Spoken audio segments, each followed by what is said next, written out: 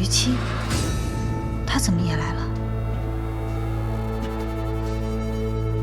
多管闲事，找死！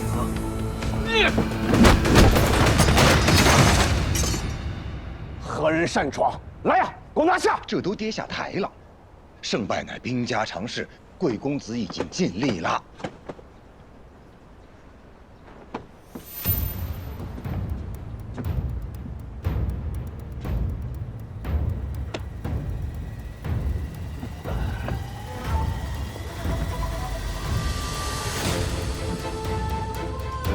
没事。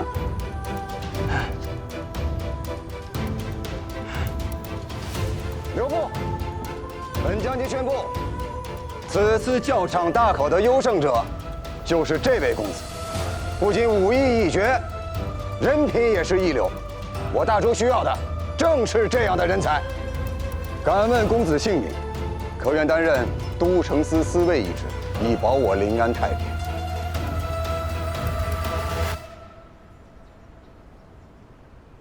在下于七，只为救人，不为谋职，但是确实是扰了考场的秩序，影响了司尉的选拔，在下心中有愧，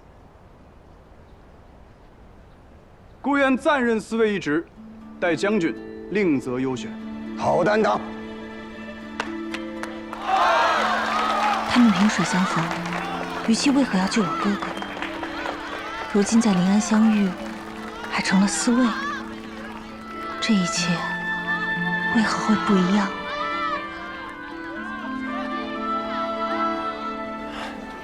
于七恩公，请受在下一拜。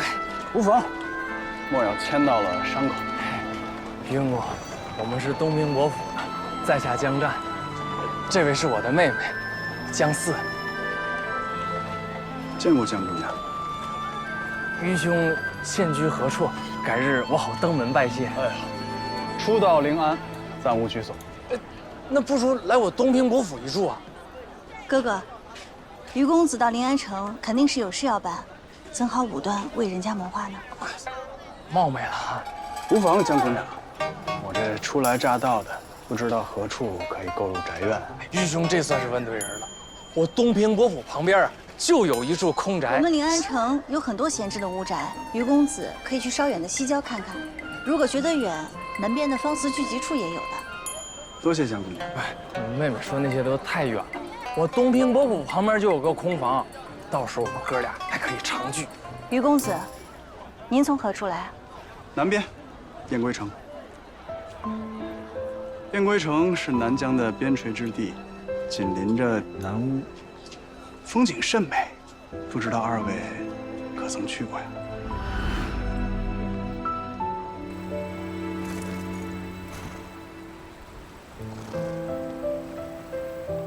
燕归城可真美啊！在我的家乡，从来都没见过这样的美景。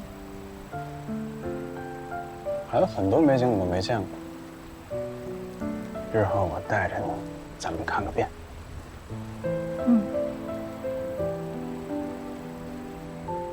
之前若不是我流落南疆，也不会跟他有交集。他曾说从未回过临安，难道说从前骗了我？我们兄妹俩连临安城都没出过呢。和龙蛋所查倒是一致，可他若是连南疆都没去过，又怎么会成为南巫圣女呢？南疆那么远，我妹妹要是真去啊，估计刚走一半，就得哭着喊着要回来了。哥哥，你身上还有伤，咱们赶紧回府早些休息吧。回见。告辞。那于兄，那改日再见啊，一定来找我玩啊。我觉得我跟于兄缘分真深呐，你看到没有？我说的他都很感兴趣，这就叫知音难觅呀。妹妹，我怎么觉得你对于兄有点不耐烦呢？我还想着改天让他来府上一聚呢。哥哥，咱们以后还是跟他少些牵扯为好。为什么？妹妹，刚才要不是于兄，你我兄妹二人可就没命了。我知道，但是萍水相逢，还是小心为上吧。收拾行囊，咱这就回燕归城了。定居。头儿，没有凋零擅自回来已经很冒险了。而且还有那么多赤羽旗的兄弟在等着咱们呢。要不然我们还是先回去吧。好。有了新线索，圣女图腾也看见了，哪能这么轻易就走啊？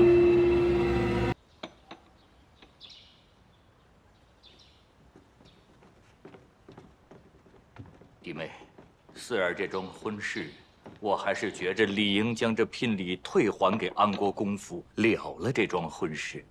啊，聘礼啊，都花了。啊？你说什么？哎呀，你们大房啊是不当家不知柴米贵。哎，伯爷这几年也没进相，战儿呢又游手好闲的。你看这一草一木、一砖一瓦，哪里都需要用钱呀。就连母亲这次上山佛堂清修，她也得用钱呐。可这大哥不信呀？这有账本儿，快给伯爷看看。伯爷，请过目。哎呀，这点聘礼呀，也算是大房为咱们伯府做点贡献吧。你非要把这聘礼给退回去，不就又把咱们伯府往那火坑里推，往绝路上逼了吗？是，弟妹你操持家中之事甚是辛苦，可这聘礼是四儿的，你怎么能够？大哥，你这是在怪我呀？这就是那礼单，你回去点点，看缺什么都给他配上，然后回去把那婚给退了。哦，对了，这也是聘礼，都退了吧。哎，你不容易呀，这家不好当啊。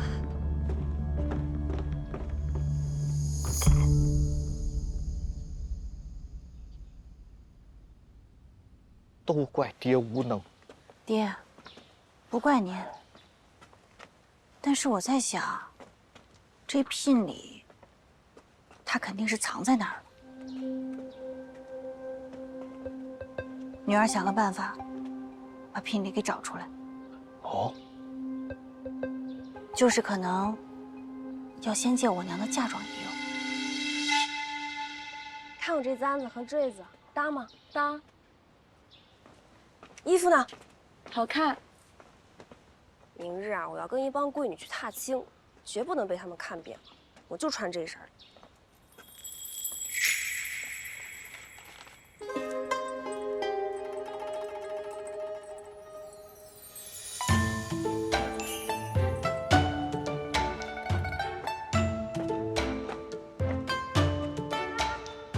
四姐姐，五妹妹来了，阿满，快给五姑娘上茶。是。四姐姐好兴致啊，还打扮得如此出挑。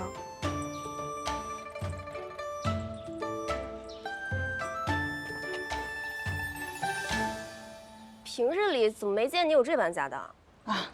今日随便带着玩玩罢了。五妹妹也不错呀，就是这头上的簪子，还有这手镯，成色都差了些。五妹妹生得这么俊俏，只可惜这些物件并没有衬托出妹妹的美。四姐姐也莫要瞧不起人了，我头上戴这些头面，不过就是随便戴着玩玩罢了，自然有好的还在屋里没有拿出来呢，不像四姐姐你如此招摇。这样啊？那我可不信。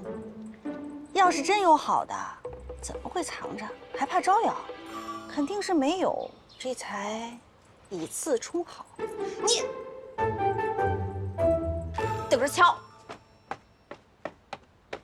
哎，姑娘，你怎么了？别跟着我！阿满，是。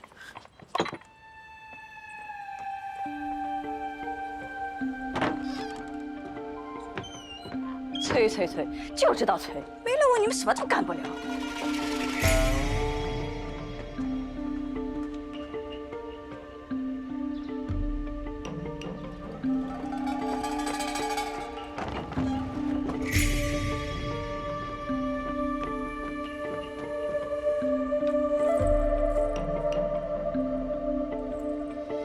用完立马还回来。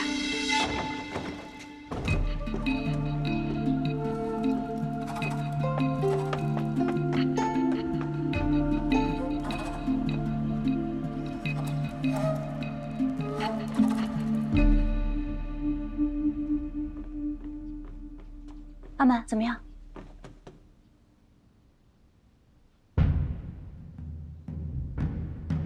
去找些力气大一点的。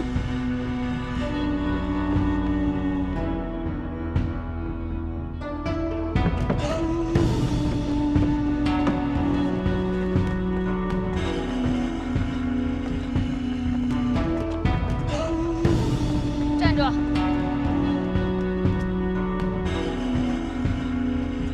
好大的胆子呀！谁让你们搬的这些东西？聘礼也敢往外搬？二婶儿，不知道我们大房搬运自己的聘礼，打扰二婶您什么了？什么大房二房啊？放在库房里的东西，就都是东平伯府的东西。听这话的意思啊，二婶是想私吞我的聘礼啊？哦，不对，我之前听父亲说，我的聘礼让二婶已经花光了。现在这些可是父亲费尽心力重新备下的，跟二婶您毫无关系。抬走！我看谁敢！我看谁敢拦！大哥，你来的正是时候。你看这些下人们，一个一个的胆子都够大的，放在库房里的东西也敢往外搬。这里是东平伯府，说到底，是我东平伯的宅邸，弟妹不过是暂代掌家事。二房私吞聘礼之事，我不声张，但也没说不追究。大哥是哪只眼睛看见我私吞聘礼了呢？你若是再三为难，休怪我不客气。掌家是母亲准予的，那便让母亲来找我。哎，不要吵，不要吵，这怎么还吵起来了？大哥，你弟妹啊，也是为了咱们伯府好。夫人，这大哥既然决定要去退这个婚，那就让大哥去嘛。夫人，不过大哥，我倒是有一个疑问呐。我不知道这个国公府的婚，是不是你一个人说想退就给退了的？万一他们不同意，啊？你看，这么多的聘礼，一来二去，招招摇摇，那不是让外人看了咱们两家人的笑话吗？二弟说的对呀，你看，那得等大哥退了再说。不是大哥，给我搬！哎。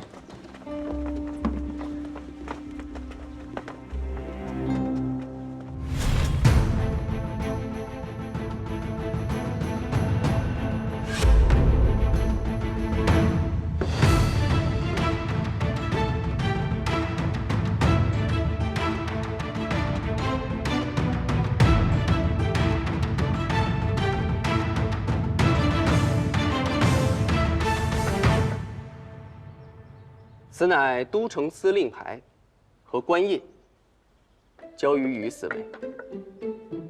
从今日起，你我便是同僚了。我乃都城司的通判，掌东衙，主理审案、断判、文书等事宜。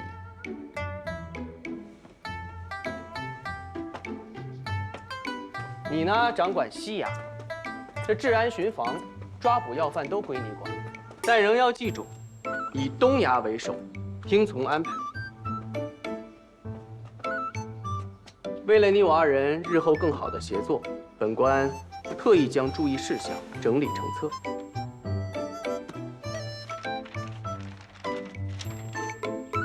这么长？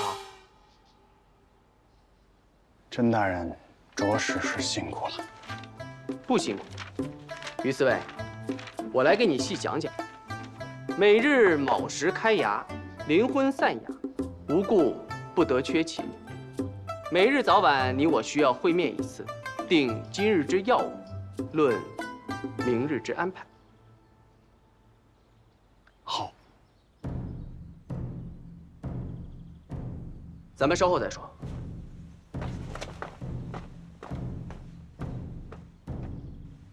我早就跟大哥说过。这招行不通，不能这么干。就是，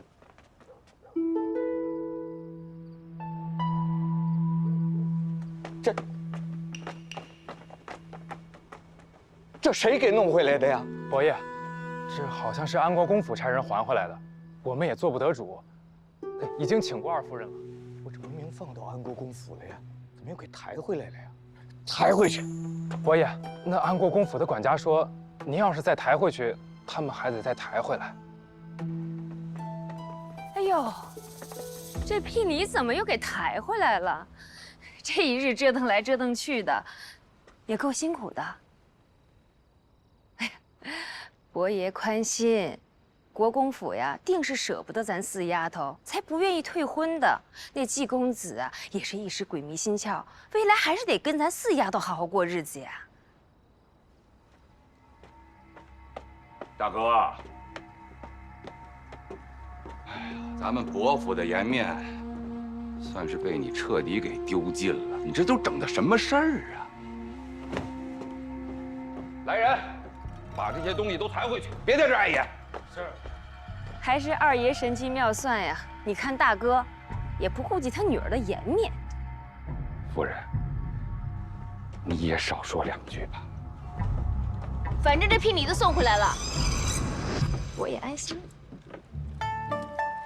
哎，公子，这儿呢，这儿呢，风景挺好啊。有水路就有升起。对，这条河呀，直通内外城。这条狗，哎呦，慢点，哎呦，慢点，哎呦，这宅子交通很方便。不咬人，不咬人。哎呦，好，是。这前面呢都是东平伯府啊，这是他的北宅。公子，您随便看。您看这桌子、椅子，还有这床，这都是新的。这外域的治安啊，是不如内城。养条狗也挺好的啊，可以看家护院。哎，我们二流可不是看家犬，那是纯正的军。啊，来，俊俏无比、威风凛凛的大宝贝儿呢。大宝贝儿。这临安城啊，就是内富外贫。这好多的达官显贵啊，有钱有势的，这都住在内城。公子，您要是手头宽裕的话呀，小人建议您优先考虑内城的宅子。不必了，就这儿吧。不过根据大周律啊，这房子的买卖啊，咱们呢还要先问一下从村的亲戚，再问问周围的邻居，他们要是无意购买，那就成了。那就快问嘛。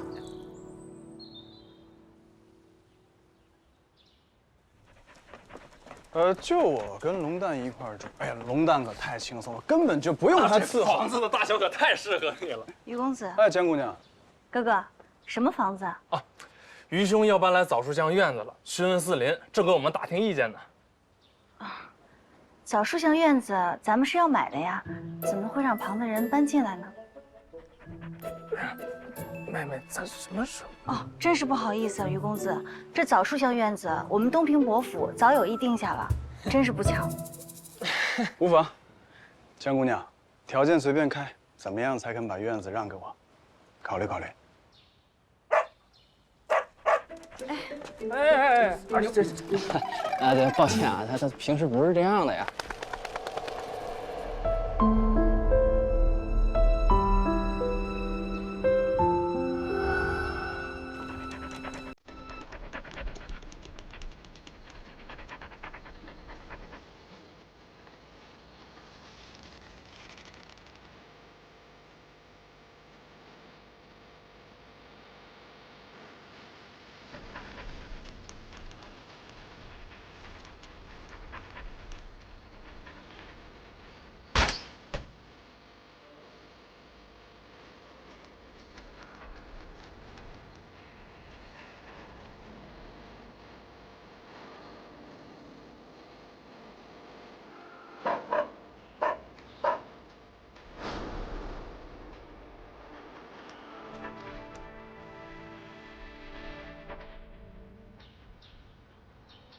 夫人，里边请。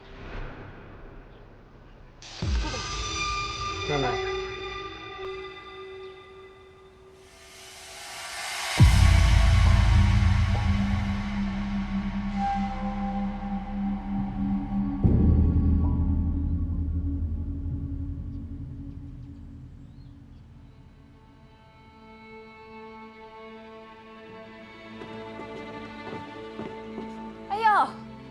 这是家里来贵客了。我说人都到哪儿去了？安国公夫人好。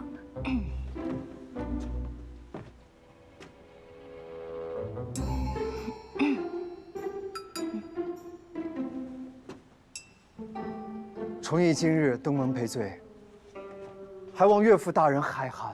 别乱叫啊！我可不是你岳父。昨日去你们府上退聘礼，你们没收，今日来的正好，聘礼和人一同回去。聘礼岂有拿回去的道理？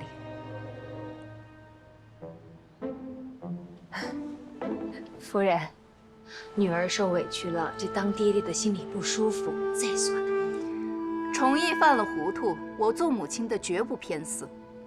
他父亲也请了家法，还望东平伯和四姑娘再给他一次机会。再给机会，再给他机会来谋害我妹妹？谋害？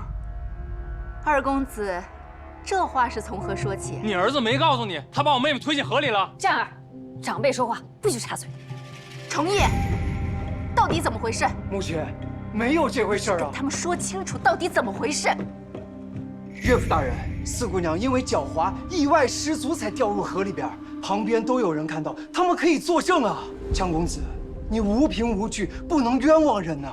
我就知道我们家崇义这品行是绝对不能干出如此糊涂之事的。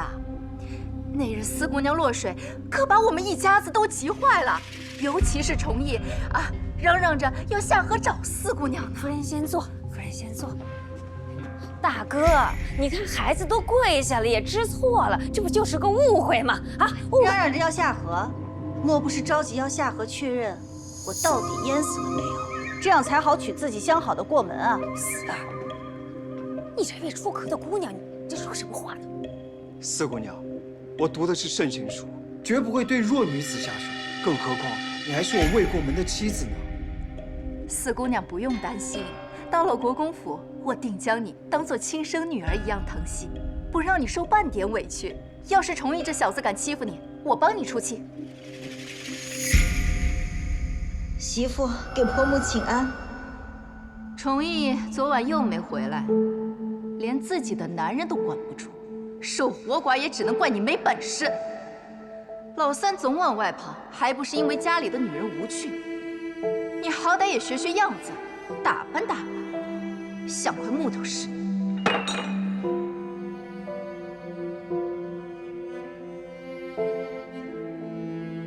儿妇知道了。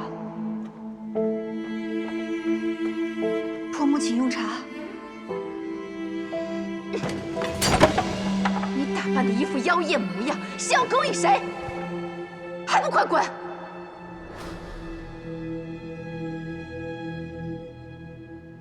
四儿听见没？有这么好的婆母，你嫁过去那就是享福了。大哥，是不是？若是四姑娘愿意，咱们今天就把婚期定下来。我也盼着你早日嫁进国公府。魏夫人，我还是那句话，退婚。我今日亲自登门，以给足你面子。按照大周律，你执意退婚，可要杖60。四姑娘，3思而行啊。好，那咱们两家就去找个能说律法、论公道之处。到时候不仅这婚要退，季三公子为了遮掩私情，谋害未婚妻的罪名也定是跑不了。对。哎，四姑娘，国公府岂怕你一个闺阁女子？你若执意这般，那便公堂见。对了，魏夫人，聘礼还请您一并带回，就不用我们再多送一趟。咱不跟他们置气，到时候直接公堂上见。妹妹，你还记得那是具体是在何处他把你推下水的吗？首先需要人证，我也在想，到底有谁会看到他把我推下水了？江姑娘，于兄，你怎么还在这儿？本来想跟江姑娘商议一下宅院的事儿，便多停留了一会儿。不巧听到了你们谈及家事，本来想着回避的，但是想到了这个江姑娘可能会有求于我，就又停留了片刻。我有求于你。姑娘落水是何人所救啊？是你救的。妹妹落水是于兄所救。哎，不值一提。哎呀，于兄，我兄妹2人的性命都为你所救。从今日起，我将战。哎，于公子，你是不是看到我被人推下水了？那倒没有，但是我知道有人可能看到了。谁啊？这宅院的事儿。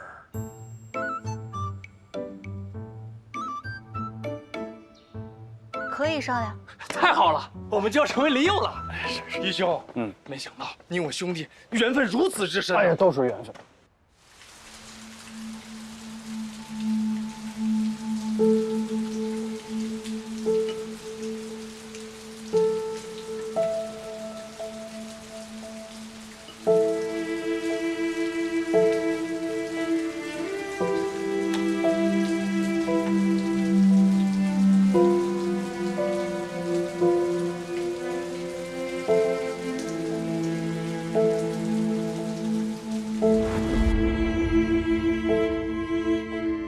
季公子，四姑娘，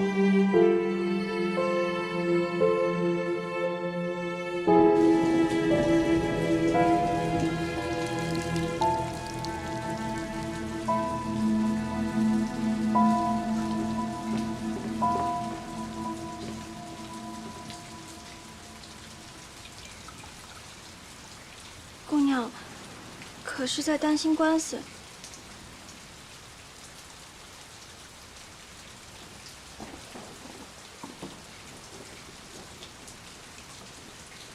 姑娘，要不早些休息吧？你刚落了水，寒气定都还没有消退。阿满，帮我拿把伞来。这么晚了，姑娘要去哪里？去见个朋友。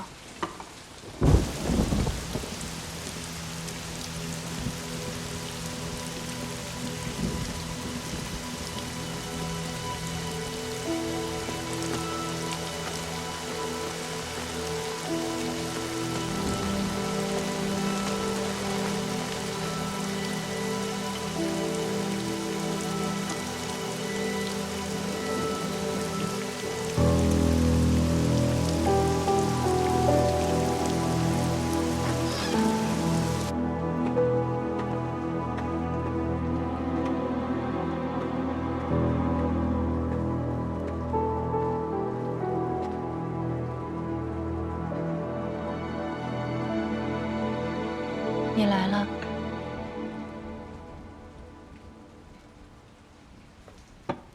我知道你会来找我，看到你没事，我就放心了。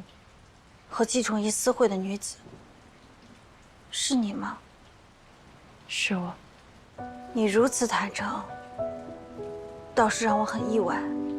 这些年，多亏了你把我支的香在店里寄卖，才让我有了些银钱。 可以贴补家用。那些年店铺生意不好，多亏你一双巧手调出奇香，风靡整个临安城，我的店铺才能起死回生。快尝尝，特地给你做的。真好吃。这是吧？店铺的钥匙，阿四收好，以后在伯府待闷了，受气了，想来随时来，把这里当做你的第2个家。 姐姐出嫁以后，我很寂寞，是你想着法逗我开心。谢谢巧娘，我知道，你是把我当做真的姐妹的，你也是我最好的姐妹。曾经，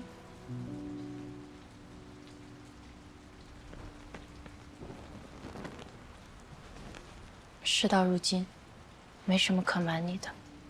巧娘，店里这么多香，你觉得？ 哪一款最适合我？我来想想。把这里最名贵的香料都拿给四姑娘看，我来付账。季公子，不必了。这款小四合虽然不甚名贵，但很多文人墨客都爱用这款香。我最爱这味香了，清雅舒心，可以让人沉心静气。他不是什么好人，对我也并非真心，不过是看中了我的家财，能够替他还赌债。原来这些你都知道。 他觉得我好像很好骗，但其实我也在引他入戏。我只想攀附权贵，获得更好的地位。你不懂的。我父亲就是一个无权无势、被强权欺压致死的人。从那时起，我便发誓，我不愿做一个无权无势、低贱的商妇。当我被姬崇义看上的那一刻起，我便逃无可逃。但我也不愿就此被摆弄，我要利用他，高价进安国公府，改身换命。巧娘，你糊涂呀！这是把自己往火坑里推。我等商妇所面对的皆是火坑。妇道人家免不了被无数体面人谩骂非议，赚得越多，招惹的是非越多。若是谈婚论嫁，抛头露面，正经的官宦人家瞧不上我们，同行相亲，南商贾也不愿意娶我们。还有那贫苦的读书人，他们哄我们慷慨解囊时，情长甜似蜜，只待他们一朝登科，便背信弃义，遣我做那下堂妻。不是我非要往火坑里跳，而是我在众多的火坑当中挑了一个最值当的。我要嫁的不是姬崇义，是安国公府。只有这样，我才能为我的孩子挣一个好前程，为他们挣一个生来便不会被欺压的家境。孩子，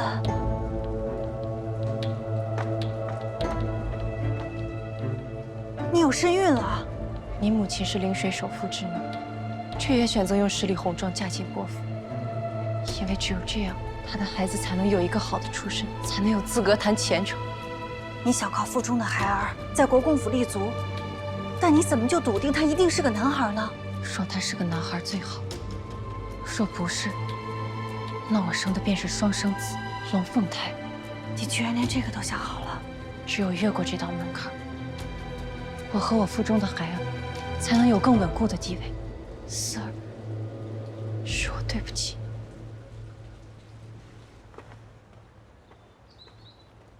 什么退婚？是啊，祖母。我这去山里清修了半个月呀，这个四丫头要在家里闹翻天呢。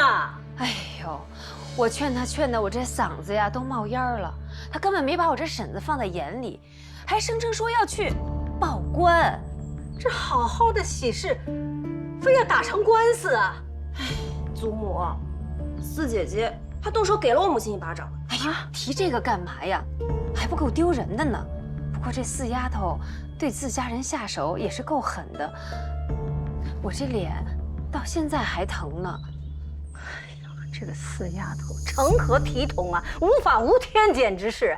阿福，去把四丫头给我叫来。是，老夫人。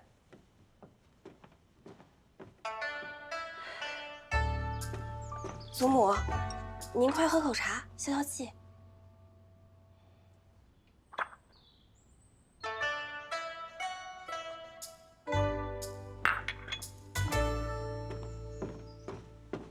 回老夫人，海棠居的婢女回话说，四姑娘身体不适，还在睡着。什么？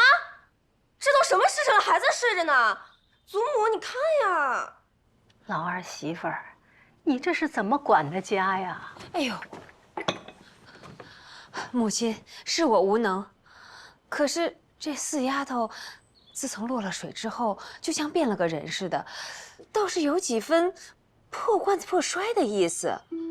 这老大也不知道怎么教育自己的女儿的。哎呀，伯爷您就别提了，他女儿胡来，他不但不拦着，还亲自去了国公府，嚷着要退婚。他还扬言说拿不到退婚书，他誓不罢休。去海棠居，我倒要看看这四丫头到底病成什么样子，还起不了床呢。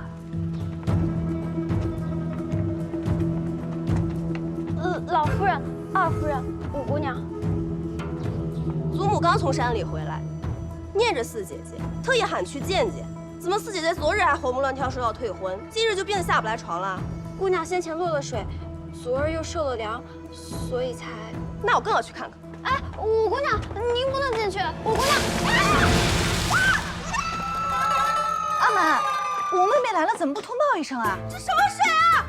我刚才全身发冷，煮了点姜水泡脚呢。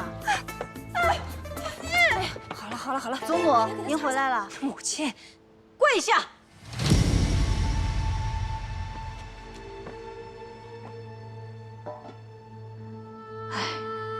之前跪的太多，天真的以为事只要跪下便能解决。四丫头啊，你可知道能与安国公府沾亲，有多少人羡慕啊？别说大丫头、二丫头在婆家会被高看一眼，就连这三丫头，这1年来上门提亲的门第也高了不少啊。说白了，不就是能与安国公府沾亲吗？夏虫不可语冰。嘀咕什么？没什么，祖母，孙女知道了。你祖母回来了，你倒是办得乖巧了许多啊。那既然这样，咱们呐就跟安国公府低个头，说婚约照旧。好，任凭二婶做主。祖母，那孙女现在可以起来了吗？继续跪着。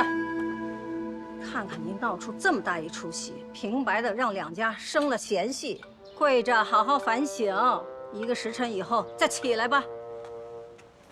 慢点，姐。呸！你不是说他落水了以后变了吗？我看他还是原来那样啊。可能是媳妇儿多虑了。上家法。打！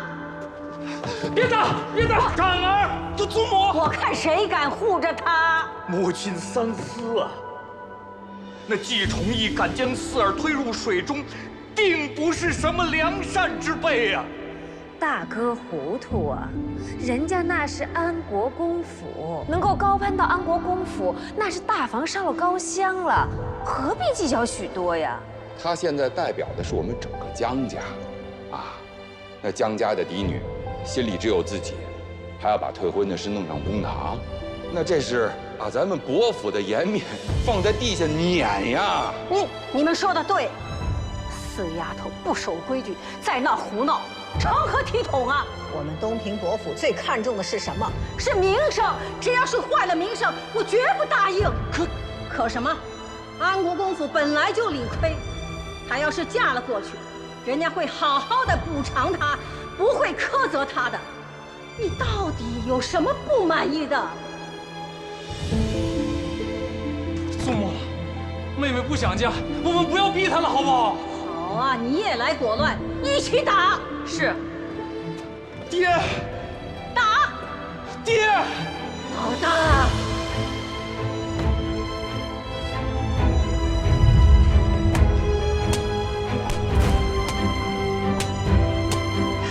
祖母，别打了！祖母，别打了！我同意嫁给季崇义。行了。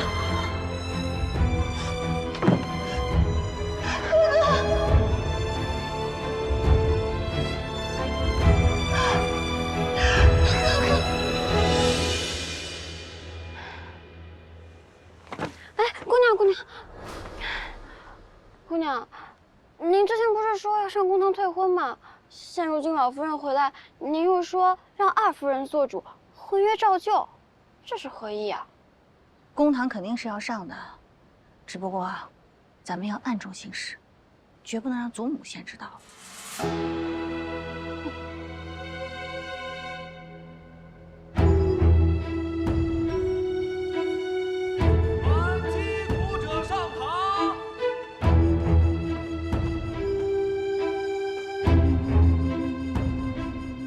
大人，民女要报官。接状。禀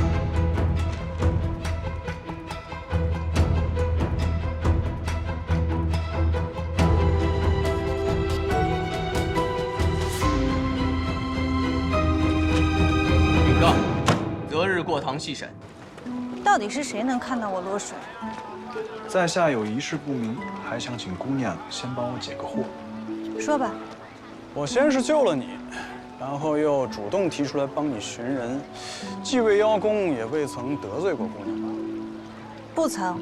那你说为何3番5次的反对我比邻而居啊？就这么讨厌我？那我也想问问于公子，这偌大一个临安城，那么多空宅，为何偏偏非要买在我们东平伯府旁边啊？那是因为我与姑娘的兄长甚是投缘，我觉得他也希望我跟他住得近一些，这样往来也比较方便。我哥哥这个人生性热情好客，对谁都是以兄弟相待，但是因为结交甚广，转头自己就忘了。所以于公子，切莫当真。哎呦，巧了，我就欣赏他这样的性情中人。听姑娘这么一说呀，更得当邻居。你就别绕弯子了，到底知不知道？如果不知道的话，就不要耽误我的功夫。此事对于我非常重要，不得儿戏。我自是有轻重的。瞧瞧，证人不是来了吗？他们就站在你落水的对面，别人可以说看不见，但他们不可能。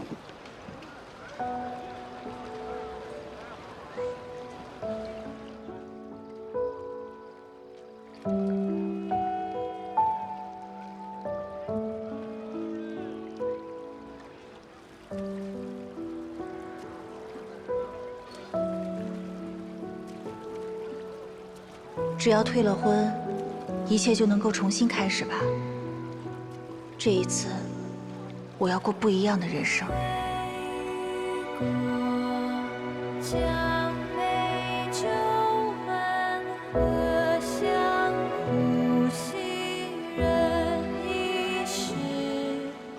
如林岸，骑马寻花随好处，也非久居地。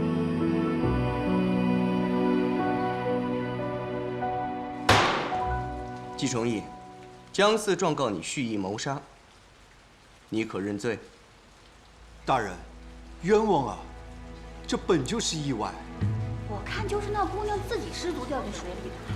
听说啊，是别的人家给了东平伯府更高的聘礼，所以他们才借题发挥的。哟，这不是一女婿两家吗？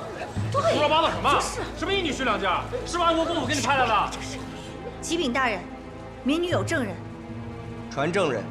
传证人，传证人。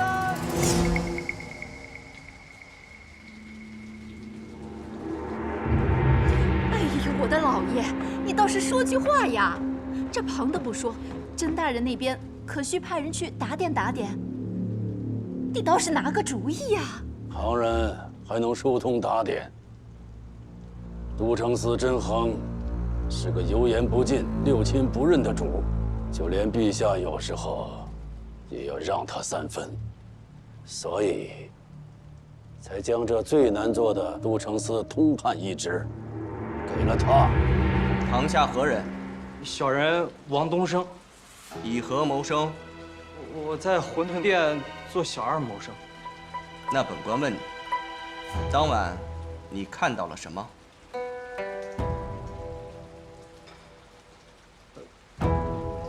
那夜我确实在河边，但是天太黑了，我没看清楚。此乃公堂，不得妄言。你到底有没有看到什么？没看清。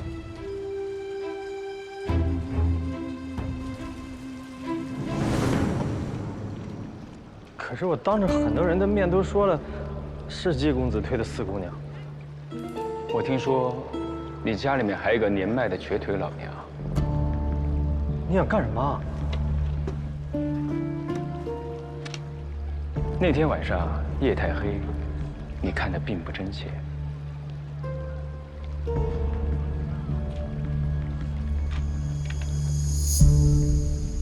江四，你可有话要说？启禀大人，还有一证人，字画店老板宋林。小人宋林拜见大人。小人的确看到过四姑娘落水，只不过她是自己失足。宋林，你是否看清楚了？回大人的话，小人看得清清楚楚。你们2人先退下。是，大人。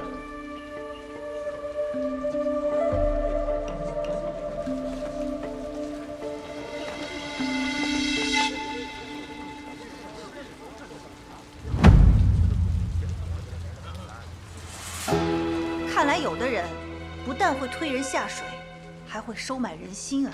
天黑路滑，一时看不清楚也很正常。世子真是贵人多忘事。那夜我掌了灯，既然能把你的丑事都看得一清二楚，又怎么会看不清路呢？信口雌黄。大人，我们确实有口诀，但四姑娘是因为情绪激动时，不知道怎么意外掉落了河岸。四姑娘，我知道你生我的气，但是也不该在此胡闹，在这公堂上污蔑我。大人，敢问诬告之罪该如何处置？大人，民女还有一证人。还有谁？跟季重义私会的女子，巧娘。对，她是离洛水现场最近之人。来人，传孙巧娘。传巧娘。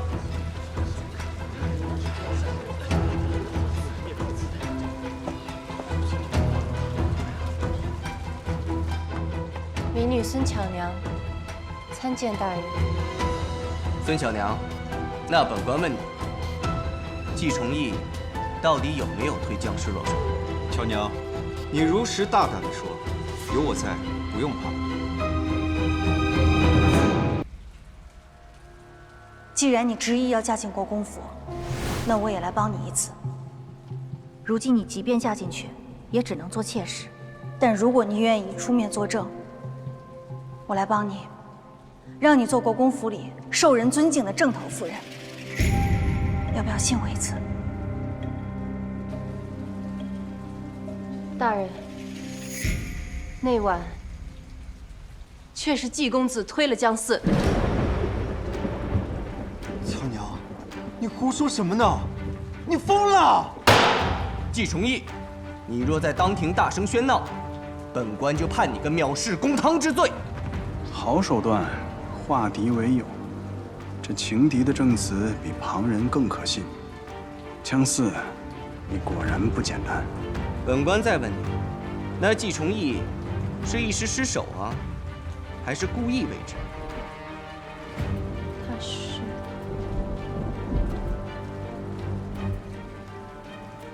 莫怕，照实说。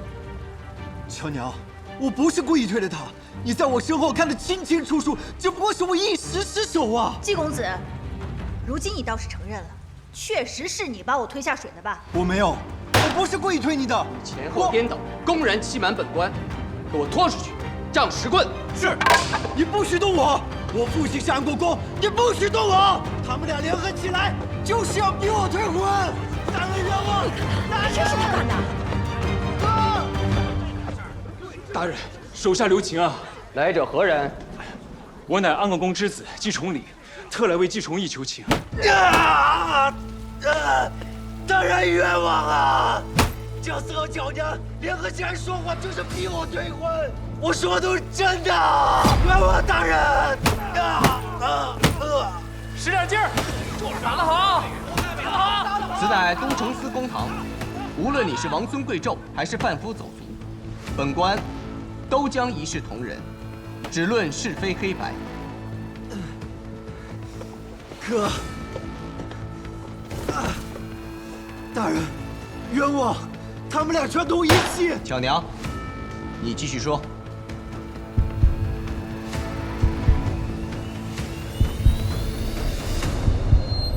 大人，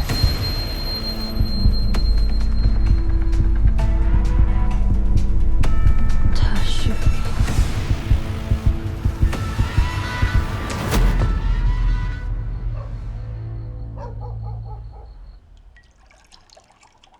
我演的如何？恰到好处。折腾一日了，来，先把安胎药喝了吧。不烫。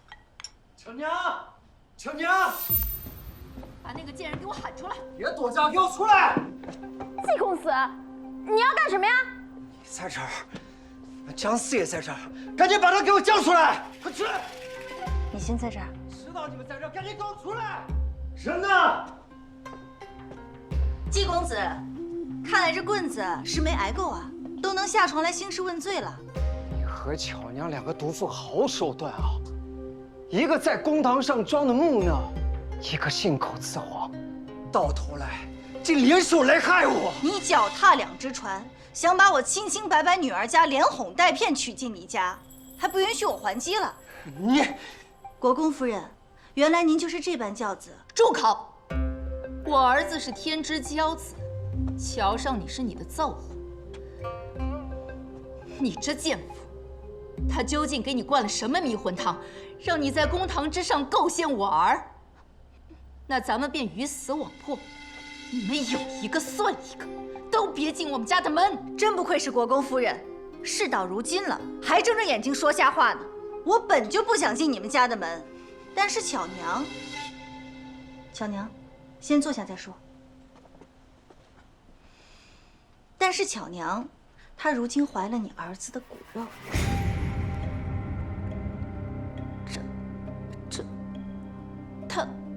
她有身孕了。分明就是居心叵测，你是想用肚子里孩子来要挟我？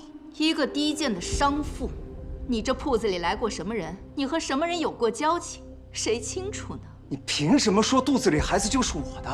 安国公府的手段，近日在公堂上我也见到了，能将黑的说成白的。不过我孤家寡人一个，也没有什么可被威胁的。这孩子，你认与不认，都姓季。我与您儿子的关系，想必甄大人和全城的百姓都看得清清楚楚。我要是有什么不测，安国公府第一个被怀疑。安国公府的门不是你想进就进的。今日还真是开了眼界了。本以为您要是知道巧娘怀了身孕，还会顾着骨肉亲情，没成想居然这样无情无义。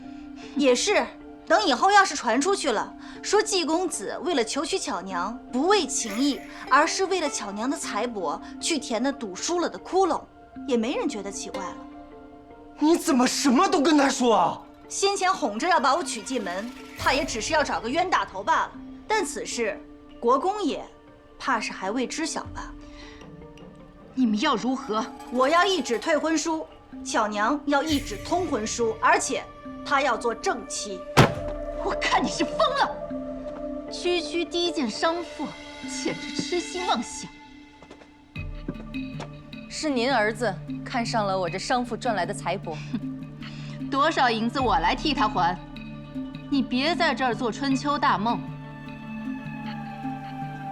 季公子，你真是有个好母亲，让我好生羡慕。但事已至此，要么你们母子俩答应我们的条件，要么在公堂之上，把你是如何要谋情人的财，要害待娶之妻的命，如今有了孩子，又是如何翻脸不认，都通通说给甄大人去听。若真的走到那一步，登科入仕，四锦前程，对于季公子来说，恐怕才是痴心妄想，春秋大梦了。好歹毒的计谋！你们俩只销毁了我！娘，救救我！你真是一步错，步步错。正妻之位，就算我答应，国公爷也不会点头的。夫人，据我所知，您以前也是妾室，现在不也是国公府里头的正头夫人吗？相似相谢，您总会想出办法的。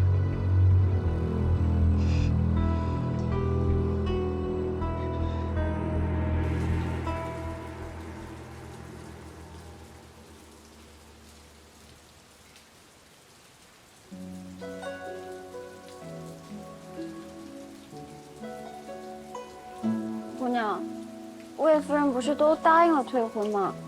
怎么你看上去还是心事重重？一日不拿到这退婚书，肯定都会生变数。我怎么可能心安啊？也不知道父亲去安国公府那边交割的怎么样了。希望不要横生枝节吧。自落水之后，姑娘的确变了许多。怎么说啊？姑娘从前从不做山水画。是吗？对呀，姑娘你看，这些，还有这个，都是姑娘你从前画的，都是花鸟图。之前嫁给季崇义，遭遇了那么多变故，最后流落南疆，倒是让我有机会见识了临安之外的大好河山。女子一辈子困在深闺后院，赏花斗鸟，饱食终日，除了花鸟画，还能画些什么呢？不过这画中的山水倒是别致，阿门从未在临安见过这样的山水。姑娘画的是哪里啊？我画的是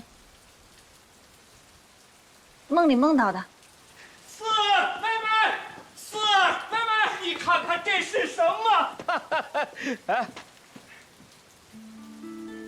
退婚书。对，退婚书。哥哥，你看，谢谢爹爹。哎，太好了，哥哥。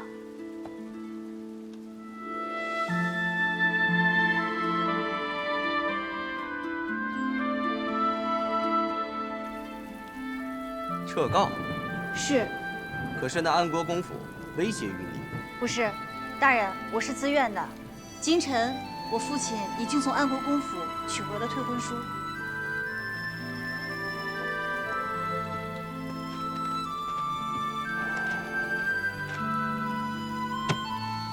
江姑娘，本官见你在公堂之上，面色不改，临危不惧，非一般闺阁女子，颇有大丈夫之气节。为何今日要临阵退缩呀？大人谬赞了，江四实乃寻常的闺阁女子，只是不想糊涂错嫁，悔恨一生，从头到尾都只是为了自己考量，没想过什么大义。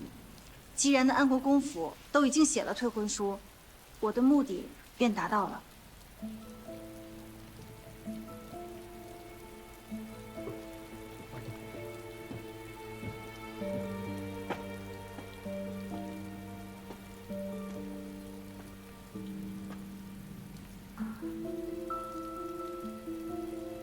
江姑娘此言差矣。若是巧娘供述属实，本官便可以判季崇义一个故杀罪。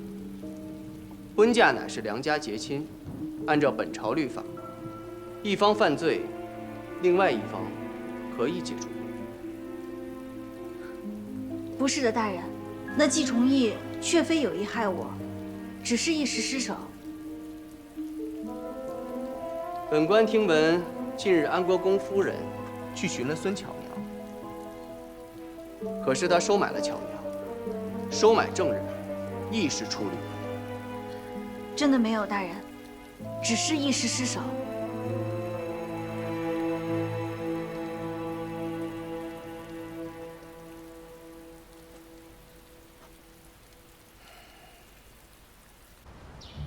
怎么样，爹？好吃吗？四儿的手艺是越来越精湛了。以后给爹做更多好吃的。好，好。爹，昨日去安国公府，都还顺利吗？是他们失德在先，无礼在后。我到了，不愿与他们多废话，客气的拿了退婚书就走了。只不过，你们祖母知道了这退婚书撤告之事，罚我在祠堂跪了小半晌。祖母还罚您跪了？这一跪，能换回我四儿欢喜，值了。您都这把岁数了，还罚您跪？哎，妹妹，怎么了？我约了于兄跟甄大人来家里吃饭，他们快到了，我去门口接一下，你快收拾收拾啊！爹，你也收拾收拾。他刚才说什么？让我也收拾收拾。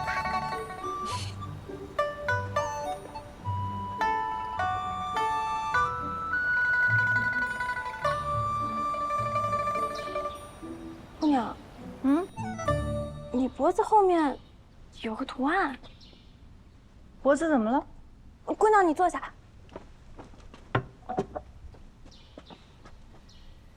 你举高点，我看。这边，这边。看到了吗，姑娘？为什么会出现圣女图腾？从前不曾有呀。难道因为我曾经在南屋生活过？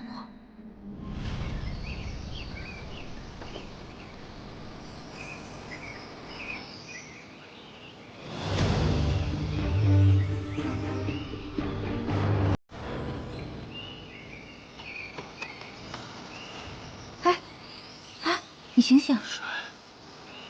什么？水。啊！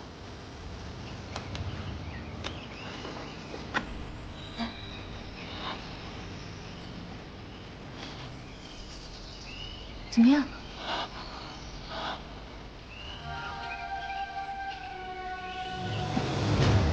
大周人。我是大周人，但是你放心，我不会上报的。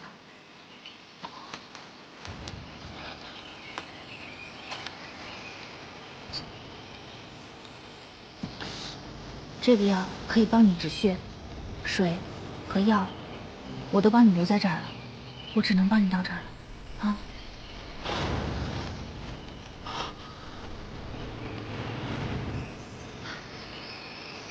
小心啊！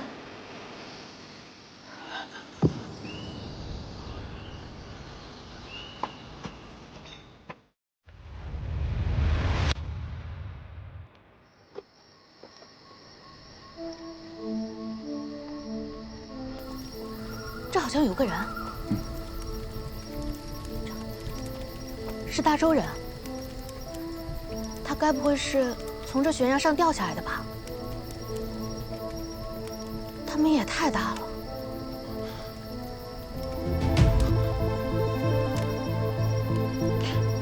他救过我，现在伤得很重，先带回去。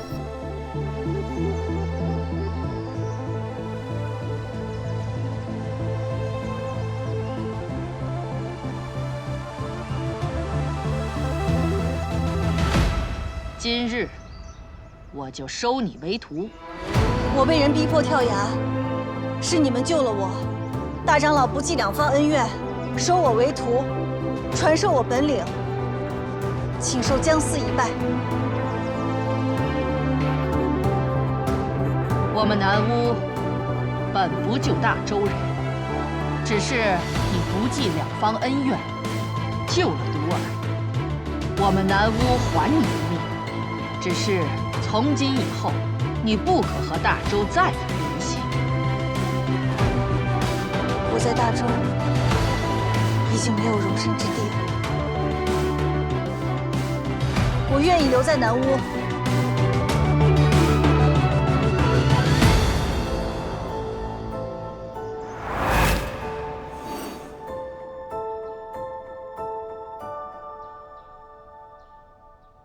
詹大人、于兄，里边请。二位能来，这里真是蓬荜生辉呀！爹、妹妹，詹大人和于兄来了。欢迎欢迎啊！二位大人快请快请。小女退婚事宜，还多谢甄大人秉公断案，于大人帮小女寻找证人呢，多谢，多谢呀！我这也是惭愧了，没帮上什么忙。哎，伯爷，本官也只是尽职尽责，若是不秉公断案，怕是日后会寒了临安百姓的心啊。江姑娘，你若何时改变了主意，本官仍旧愿意帮你追究安国公府的故杀罪。多谢大人，劳心了。今日天气闷热，正好家里做了一些降暑的茶点，不如大家一起品尝一下。是，太客气了，不必了吧？你这太客气了。刚才你不还说，天气炎热，你想买一些降暑的果子吗？多谢江姑娘。二位大人，里面请。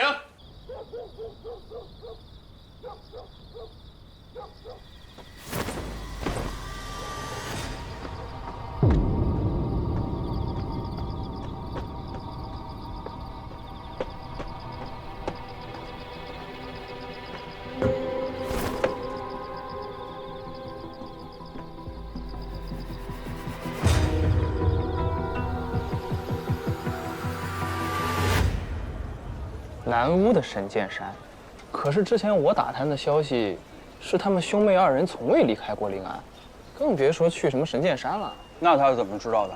还把自己给画进去了？你是说这画中之人是江姑娘？对呀。我怎么看不出来这是江姑娘？你不用看出，你也看不出。头，我觉得咱们查个圣女，别把自己给绕进去了。他肯定是去过神剑山，才能把画画的这么的清晰。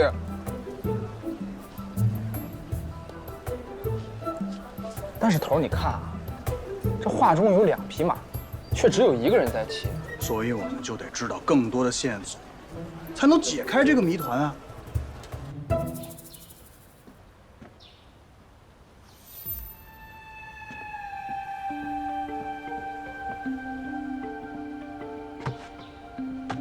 阿门，阿门，哎，来了，姑娘。桌上的画你看到了吗？没有啊，姑娘。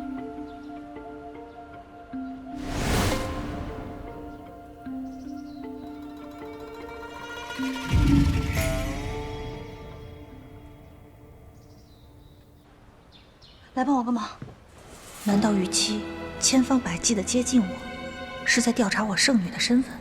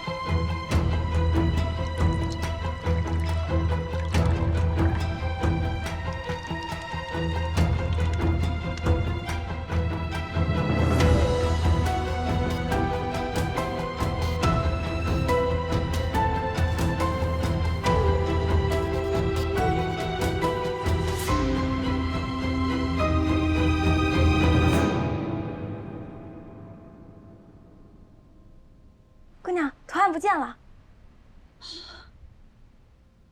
妹妹，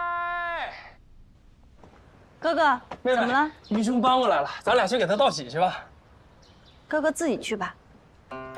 阿满，帮我拿纸。是。妹妹，于兄初来乍到，人生地不熟的，也没有什么故交好友，人家可是特意邀请了你哥，这多给我面子啊！再说了，人家刚救完咱们兄妹2人的命啊。哥哥就自己去吧。我自己去也行，但是我们兄妹2人一起去，这不显得咱们伯府啊多么的有牌面，多么的有气场。哥哥莫要再劝了，我要开始作画了。妹妹，你跟哥哥说实话，那个姓于的是不是欺负过你？哥哥胡说什么呀？怎么会这么想？我就总觉得你对他有敌意嘛，可又实在想不出来，他还能做出什么出格的事儿。妹妹是嫌弃他是个不拘小节的武夫，所以不愿来往。我何时重文轻武了？你必须跟我说实话，即便他有恩于我，但一码归一码。他要是欺负你，我今天我去揍他去！我。哥哥要揍谁呀？你不信啊？我信。走吧，阿满，咱们出趟门。是。这多好啊！这花漂亮啊！妹妹，你可以把它添进礼单呢。哎，你给我。二公子，你做人情就做人情，为何要拿我们姑娘的宝贝去？这海棠是姑娘亲手栽种的。妹妹，我虽挑了不少宝贝了，但用具再精美，它难免俗气嘛。你看这花啊，让你打理的这么的古朴，这要添进礼单，咱就雅俗兼具，无可挑剔。二公子，你都准备礼物了，就放过这海棠吧。我妹妹没说什么，你。妹妹，我挑的礼物是我的心意，你总不好空手去吧？这一时间好像是找不到更加趁手的礼物了。姑娘，